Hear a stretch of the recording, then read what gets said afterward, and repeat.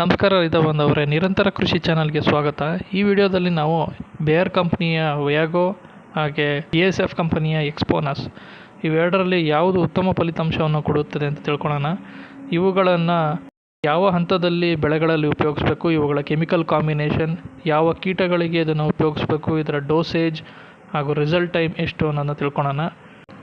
BASF ಕಂಪನಿಯ ಎಕ್ಸ್ಪೋನಸ್ ಕೀಟನಾಶಕದಲ್ಲಿ ಪ್ರೊಫೆನಲಿಡೆ 300G SC ಫಾರ್ಮುಲೇಷನಲ್ಲಿ ಇದ್ದು suspension ಕಾನ್ಸಂಟ್ರೇಟಲ್ಲಿ ಲಭ್ಯವಿರುತ್ತದೆ. ಎಕ್ಸ್ಪೋನಸ್ನ ವಿಶೇಷವೇನೆಂದರೆ ಇದು ಗ್ರೂಪ್ 30 ಕೀಟನಾಶಕಗಳ ಗುಂಪಿಗೆ ಸೇರಿರುತ್ತದೆ. ಈ ಗ್ರೂಪ್ 30 ಕೀಟನಾಶಕವು ಮಾರುಕಟ್ಟೆಯಲ್ಲಿ ಈವರೆಗೆ ಯಾವುದೂ ಲಭ್ಯವಿಲ್ಲದ ಕಾರಣ ಈ ಕೀಟನಾಶಕವನ್ನು ಬಳಸಿದರೆ ಈಗಾಗಲೇ ಮಾರುಕಟ್ಟೆಯಲ್ಲಿ ಬೇರೆ ಕೀಟನಾಶಕಗಳಿಗೆ ನಿರೋಧಕ ಶಕ್ತಿಯನ್ನು ಬೆಳೆಸಿಕೊಂಡಿರುವಂಥ ಕೀಟಗಳನ್ನು ಸಹ ಎಕ್ಸ್ಪೋನಸ್ ಕೊಲ್ಲುತ್ತದೆ.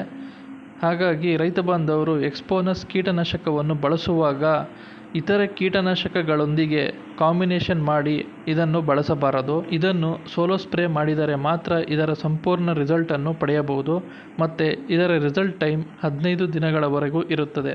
ಮೆಣಸಿನಕಾಯಿ ಬೆಳೆಯಲ್ಲಿ ಎಕ್ಸ್ಪೋನಸ್ನ 34 ml 1 ಎಕರೆಗೆ ಉಪಯೋಗಿಸಬೇಕಾಗುತ್ತೆ.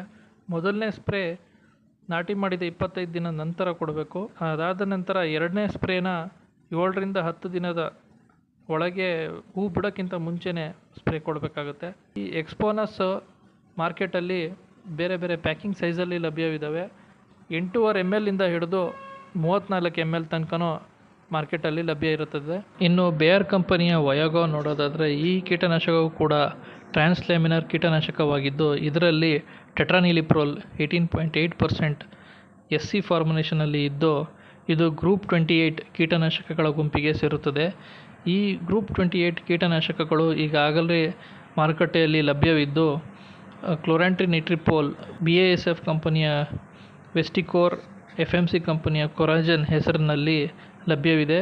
ಹಾಗೆ ಬೆನಿವಿಯಾ, ಸ್ಯಾಂಟ್ರಿನಿಟ್ರಿಪೋಲ್ ಕೆಮಿಕಲ್ ಕಾಂಬಿನೇಷನ್ ಇರುವಂತಹ ಕೀಟನಾಶಕಗಳು ಈಗಾಗಲೇ ಮಾರ್ಕೆಟಲ್ಲಿ ಲಭ್ಯವಿರುವುದರಿಂದ ಈ ಕೀಟನಾಶಕವನ್ನು ಬಳಸಿದರೆ ಕೀಟಗಳು ಈಗಾಗಲೇ ನಿರೋಧಕ ಶಕ್ತಿಯನ್ನು ಬೆಳೆಸಿಕೊಂಡಿರುವಂತಹ ಕೀಟಗಳು ಈ ಕೀಟನಾಶಕಗಳಿಂದ ಸಂಪೂರ್ಣವಾಗಿ ಹತೋಟಿ ಮಾಡಲು ಸಾಧ್ಯವಾಗುವುದಿಲ್ಲ.